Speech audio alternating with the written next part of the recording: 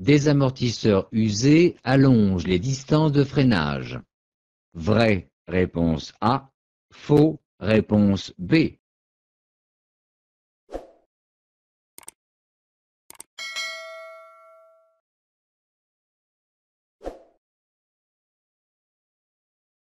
Les amortisseurs peuvent être considérés comme des organes de sécurité. Des amortisseurs usés allongent les distances de freinage.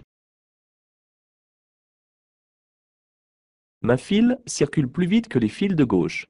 Je peux dépasser par la droite. Oui, réponse A. Non, réponse B.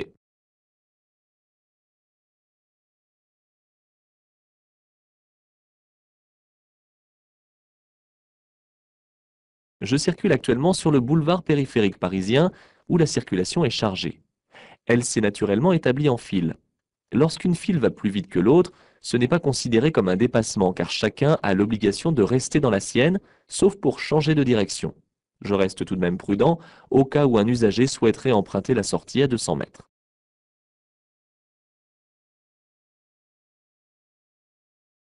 Je circule sur l'itinéraire principal vers Béziers. Oui, réponse A. Non, réponse B. Une route nationale. Oui, réponse C. Non, réponse D.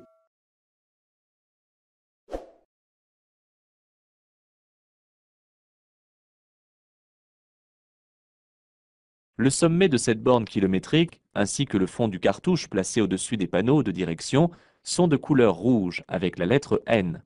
Je circule donc sur la route nationale 117. L'indication Béziers sur fond vert confirme que je suis sur l'itinéraire principal vers cette ville.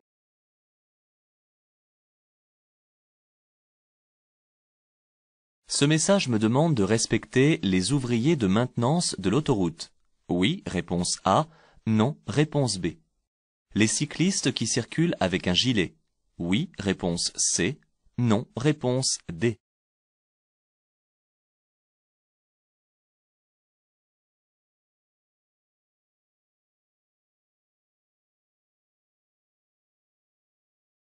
Sur autoroute, les hommes en jaune sont les ouvriers de maintenance, qu'on appelle également les patrouilleurs d'autoroute. Ils sont souvent sur la bande d'arrêt d'urgence en protection d'une panne ou d'un accident, ou à nettoyer des détritus qui peuvent encombrer la chaussée et gêner les conducteurs. Ces patrouilleurs sont particulièrement exposés et risquent leur vie en permanence pour nous permettre de circuler dans le meilleur confort. Il faut donc réduire systématiquement l'allure à leur approche.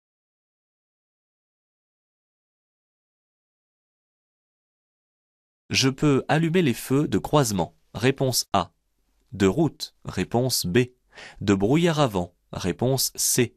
De brouillard arrière. Réponse D.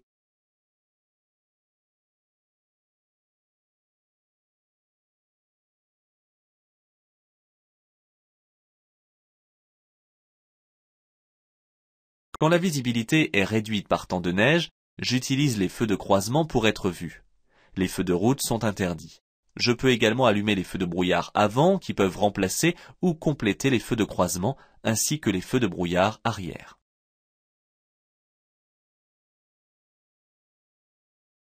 Je peux déjà changer de voie pour tourner à droite. Oui, réponse A. Non, réponse B.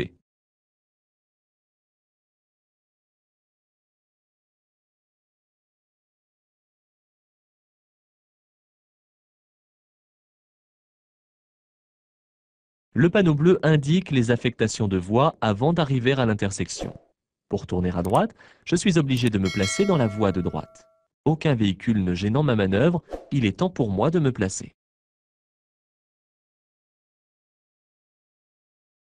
Le feu rouge, situé au-dessus de la lunette arrière, est le feu arrière de brouillard, réponse A, un troisième feu stop, réponse B.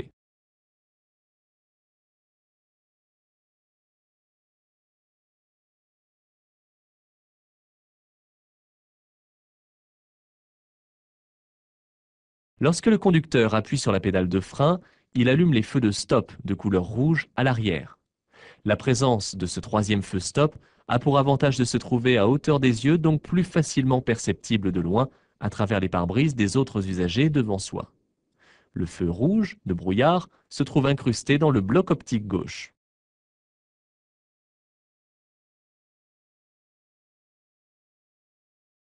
Ma commande de feu est positionnée sur les feux de position. Réponse A. Les feux de croisement. Réponse B.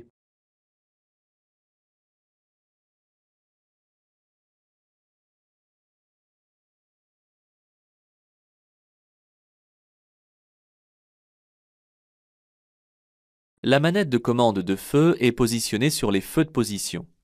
Les feux de croisement sont en deuxième position sur la commande. Les symboles sont les mêmes que sur le tableau de bord.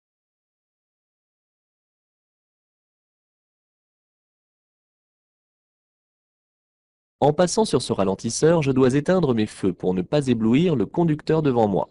Oui, réponse A. Non, réponse B.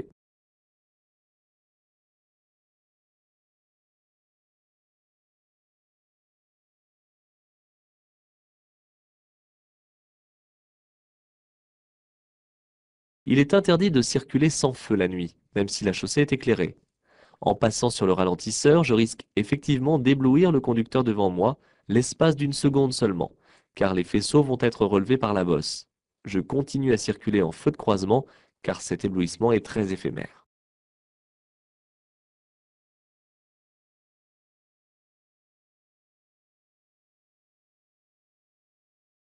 Je suis bien placé pour stationner. Oui, réponse A. Non, réponse B.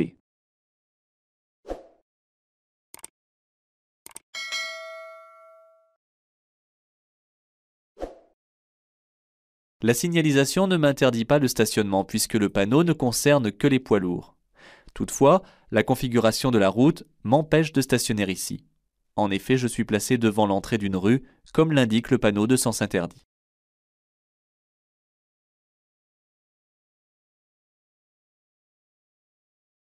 La signalisation indique que je vais rencontrer un passage pour piétons à 50 mètres. Oui, réponse A. Non, réponse B. Des feux tricolores à 50 mètres. Oui, réponse C.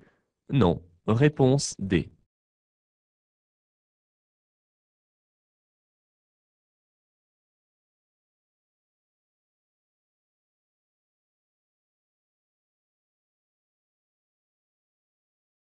Le panneau du haut est un panneau d'indication qui donne la position du passage pour piétons. Il est précédé par un panneau de danger placé 50 mètres en amont. Le panneau du bas est un panneau temporaire de danger. Il annonce des feux tricolores à 50 mètres environ. En général, ces feux alternent les sens de circulation au niveau des travaux. Cet usager s'insère. Je klaxonne. Réponse A. Je ralentis. Réponse B. Je fais un appel de feu. Réponse C. Je change de voie. Réponse D.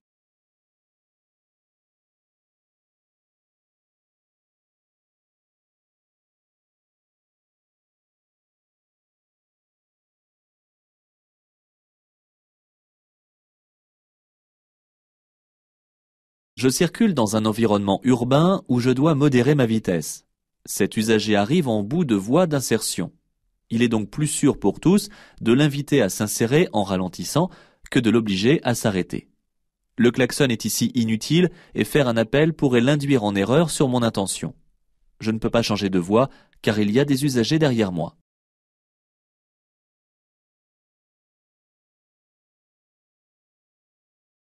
Je ne suis pas abonné, je me place dans la voie de droite. Oui, réponse A, non, réponse B.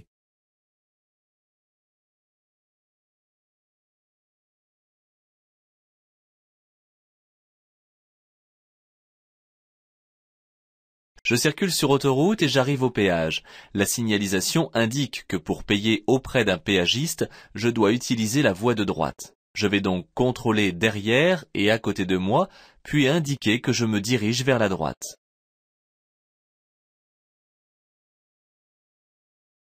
Je peux tourner directement à gauche à l'intersection. Oui, réponse A. Non, réponse B.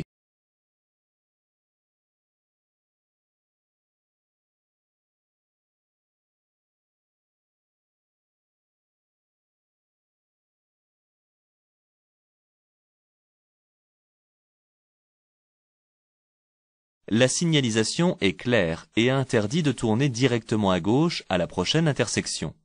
Elle n'interdit toutefois pas totalement de tourner à gauche, mais impose dans un premier temps de tourner à droite pour effectuer cette manœuvre en toute sécurité.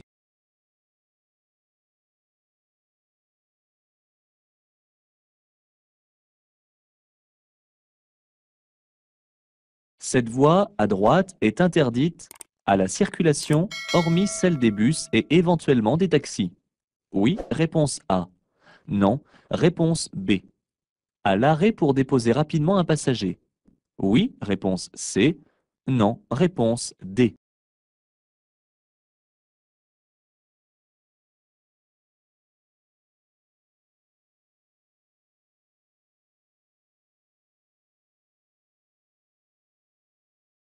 Une voie de bus, comme toutes les voies réservées à une catégorie d'usagers, est interdite à la circulation des autres usagers. L'arrêt ou le stationnement y sont interdits et coûtent une amende de 4e classe. Même pour un arrêt rapide, je n'ai pas à emprunter cette voie.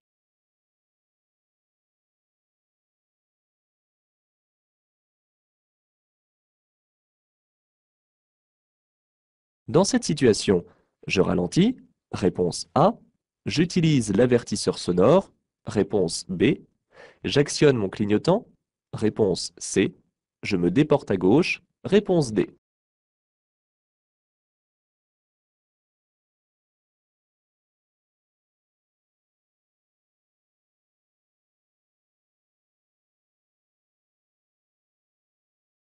Je circule en agglomération et l'usage de l'avertisseur sonore est interdit, sauf en cas de danger immédiat. Ici, le conducteur qui monte dans son véhicule n'est pas considéré comme tel, puisque je l'ai aperçu de loin. Je dois cependant ralentir et me déporter sur la gauche, après avoir effectué tous les contrôles nécessaires. Ceci afin de laisser un espace latéral de sécurité suffisant pendant le dépassement. Pour demander mon chemin à ces personnes, je m'arrête sur l'accotement. Réponse A. Le long de la ligne de rive. Réponse B.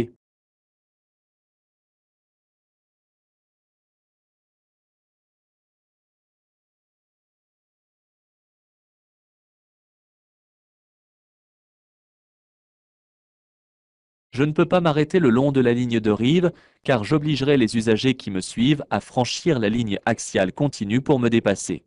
Je m'arrête donc sur l'accotement derrière la ligne de rive.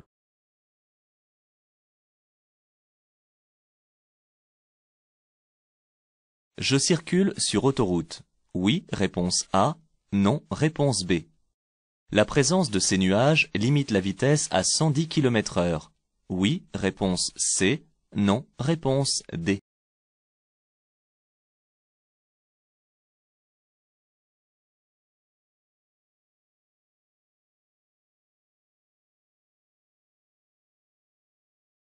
Ce panneau rappelle notre position sur l'autoroute et précise les limitations de vitesse en vigueur. Par temps sec, la vitesse est limitée à 130 km/h pour tous les véhicules de tourisme et par temps de pluie à 110 km/h. La seule présence de gros nuages ne suffit pas à caractériser le temps de pluie. Il faut que la pluie tombe effectivement et que la route soit mouillée, ce qui n'est pas ici le cas. La vitesse est encore ici limitée à 130 km/h. Je suis en période probatoire. Ma vitesse est ici limitée à 110 km/h par temps sec. Oui, réponse A. Non, réponse B.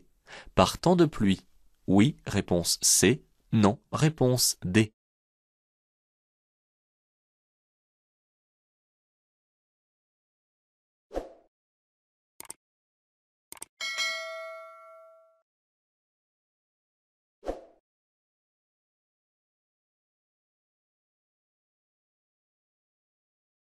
Les conducteurs en période probatoire sont soumis à des contraintes de vitesse. Sur autoroute, par exemple, la vitesse est limitée à 110 km/h.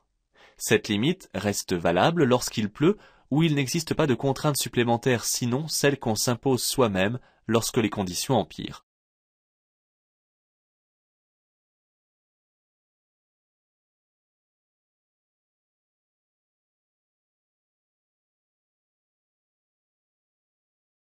Je dépasse maintenant. Oui, réponse A. Non, réponse B. J'actionne mon clignotant gauche. Oui, réponse C. Non, réponse D.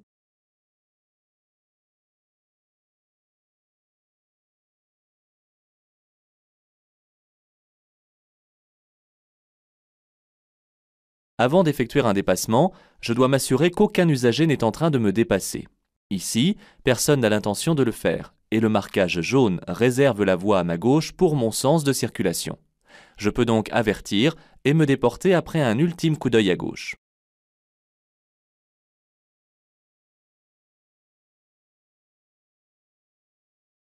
Cette fréquence diffuse des informations sur le trafic. Réponse A. Seulement de la musique douce. Réponse B.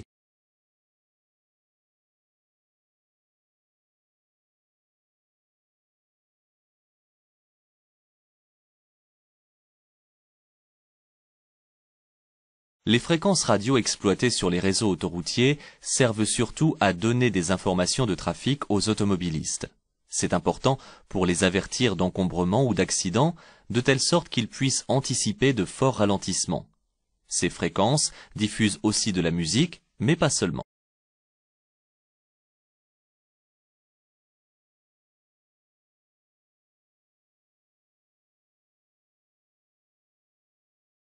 La signalisation indique que le stationnement à droite est interdit aux poids lourds. Oui, réponse A. Non, réponse B. Aux caravanes. Oui, réponse C. Non, réponse D.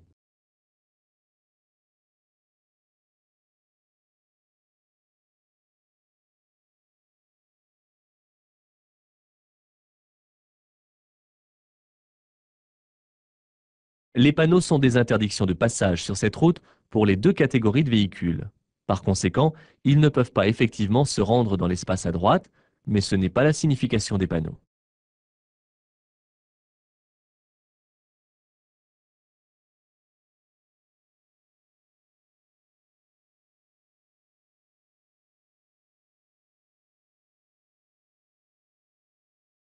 À cet endroit, je maintiens le régulateur de vitesse à 90 km/h. Oui, réponse A. Non, réponse B.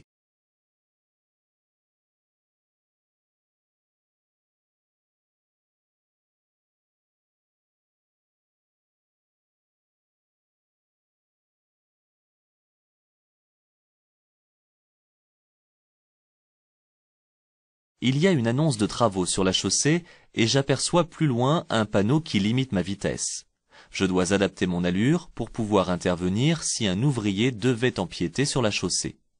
Je ne peux pas conserver dans cette situation le régulateur de vitesse.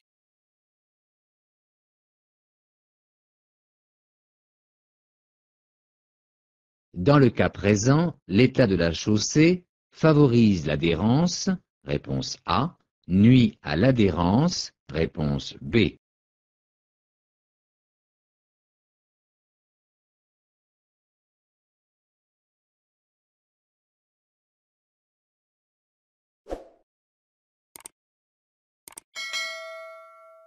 L'adhérence sur des pavés glissants est très faible.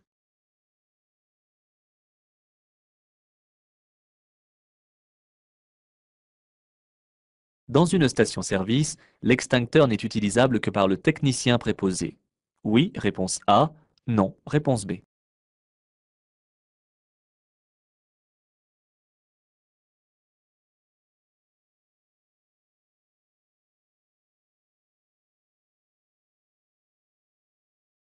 Dans toutes les stations-service, des extincteurs sont placés pour lutter contre tout début d'incendie. Ils sont à la portée du public, près des pompes de carburant, et il est utile d'apprendre à s'en servir pour le jour où il sera nécessaire de l'utiliser.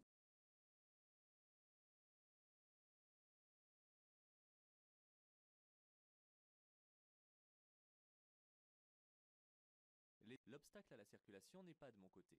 Les usagers arrivant en face devront donc me céder le passage. Je ralentis cependant car le virage...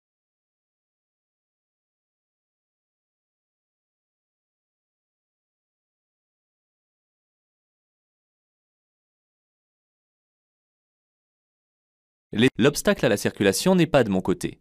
Les usagers arrivant en face devront donc me céder le passage. Je ralentis cependant car le virage cache la visibilité et il peut y avoir des ouvriers sur le chantier mobile.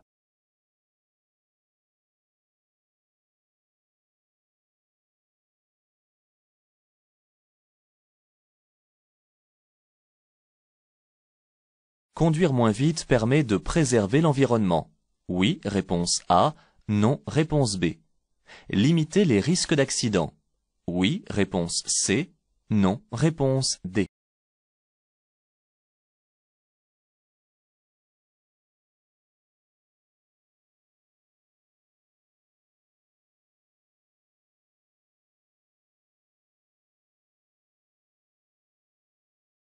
D'une façon générale, en conduisant moins vite, on agit sur plusieurs leviers. Celui de la baisse de consommation de carburant et donc d'un respect plus grand de l'environnement, car dans ce cas, le véhicule pollue moins. Mais cela permet également de limiter les risques d'accident en donnant plus de temps à l'anticipation des situations à risque. Et on sait qu'on gagne très peu de temps à rouler 20 km/h plus vite sur autoroute, on en perd donc peu à rouler moins vite.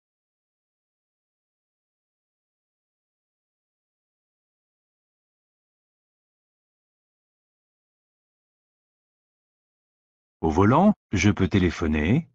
Oui, réponse A. Non, réponse B. Et sans danger, je peux boire ou manger. Oui, réponse C. Non, réponse D.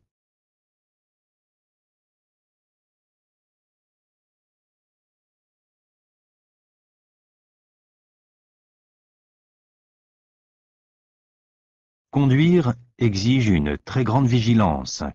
Toute autre activité réduit vos capacités d'observation et d'alerte. Pour téléphoner, il faut s'arrêter ou laisser une autre personne répondre.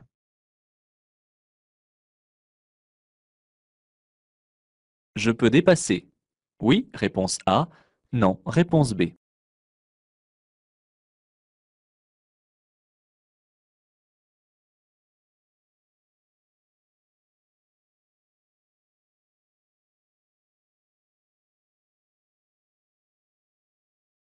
En principe, une ligne continue interdit tout dépassement. Mais lorsqu'un obstacle fixe gêne la progression des usagers, c'est alors autorisé. Dans cette situation, le poids lourd est arrêté pour travaux de nettoiement. Je peux donc le contourner et je me rabattrai à droite dès que possible.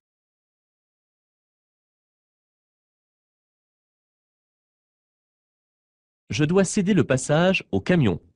Oui, réponse A. Non, réponse B. Je peux me placer dans la voie de gauche. Oui, réponse C. Non, réponse D.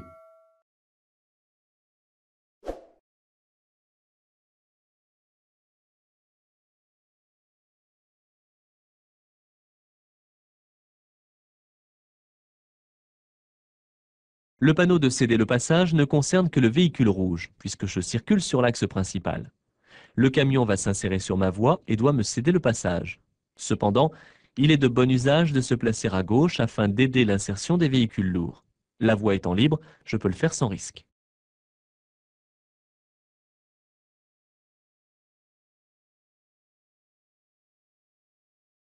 Le risque de chute de pierre commence maintenant. Oui, réponse A. Non, réponse B. S'étend sur 500 mètres. Oui, réponse C. Non, réponse D.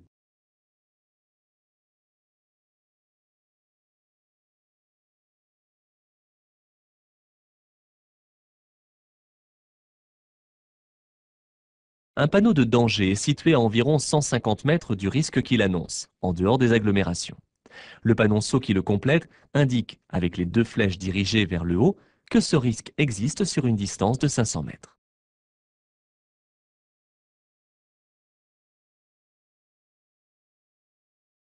Par temps de pluie, j'allume les feux de position seuls. Réponse A. Les feux de croisement. Réponse B. Le feu de brouillard arrière. Réponse C.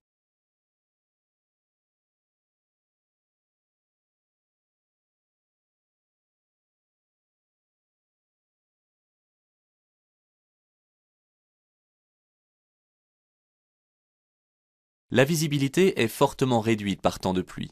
C'est pourquoi j'allume directement les feux de croisement. L'usage du feu arrière de brouillard est interdit car il éblouit les usagers qui me suivent. mais je peux allumer les feux de brouillard avant si la pluie devient dense. Pas de feu de position seul en dehors d'une agglomération bien éclairée la nuit.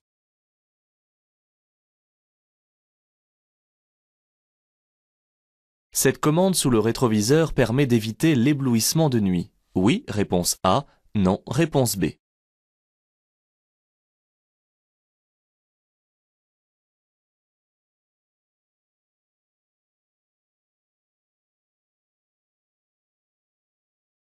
Quel est donc cet objet? Levez les yeux lorsque vous êtes assis dans la voiture du côté du rétroviseur. Le rétroviseur intérieur permet la vision arrière centrale. Il est muni d'un dispositif anti-éblouissement de nuit. En tirant le levier pour passer dans cette position, je ne vois plus que les feux des véhicules très atténués.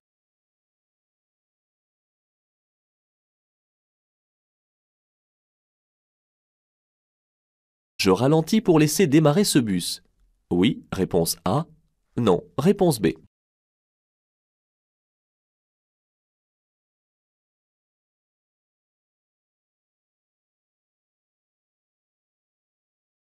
En agglomération, on facilite effectivement le démarrage d'un bus qui quitte son arrêt. Cependant, avec un peu d'observation, on peut remarquer qu'il y a ici une voie réservée au bus. Même si celui-ci quitte son arrêt, il pourra démarrer sans que je ne le gêne en quoi que ce soit. Je continue donc à circuler normalement. J'effectue des dépassements successifs. Je dois me rabattre entre les véhicules. Réponse A. Je peux rester dans cette voie. Réponse B.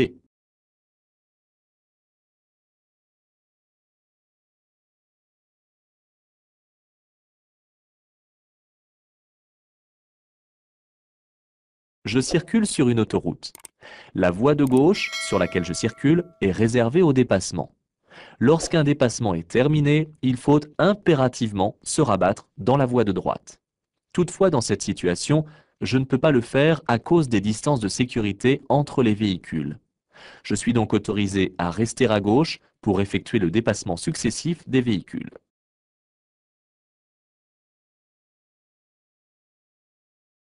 Il est recommandé de vérifier la pression des pneus. Tous les mois. Réponse A. Tous les ans. Réponse B.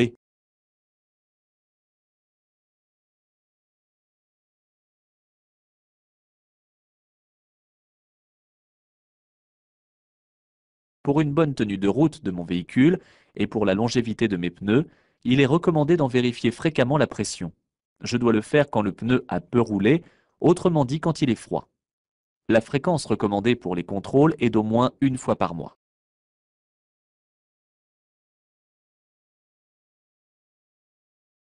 J'entre dans une zone où le stationnement est gratuit. Oui, réponse A. Non, réponse B. À durée limitée. Oui, réponse C. Non, réponse D.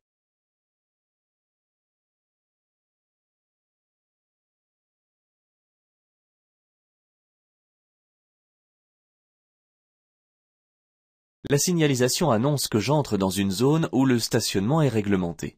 Il est interdit de stationner sans payer une taxe. Le contrôle de la durée s'effectue avec le ticket délivré par un horodateur. Le temps de stationnement autorisé est limité.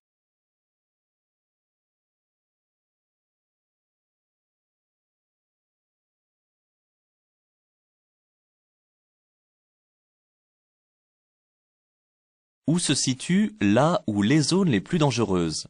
La zone 1, réponse A. Les zones 1 et 2, réponse B. La zone 3, réponse C.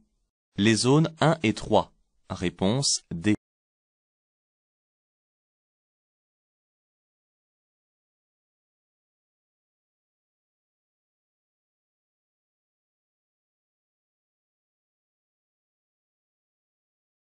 Le passage sous cet ouvrage, correspondant à la zone 1, est très étroit et sans visibilité.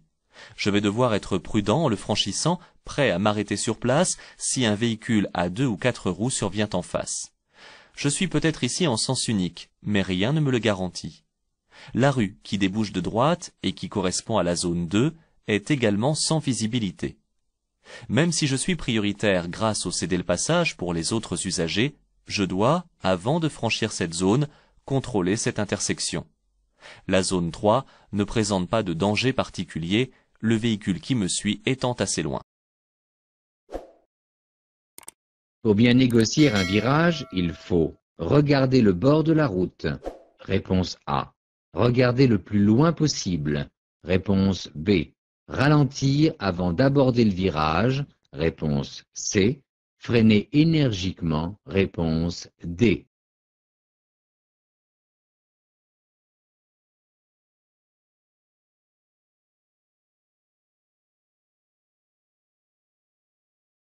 Pour bien négocier un virage, il faut ralentir avant d'aborder le virage et regarder le plus loin possible.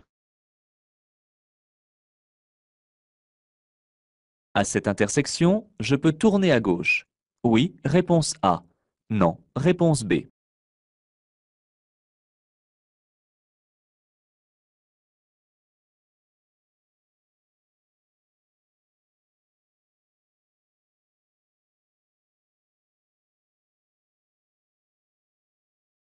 Le panneau rond bordé de rouge est un signal d'interdiction. Je ne peux pas tourner à gauche. Cette interdiction est renforcée par le panneau de sens interdit implanté sur le terre-plein central.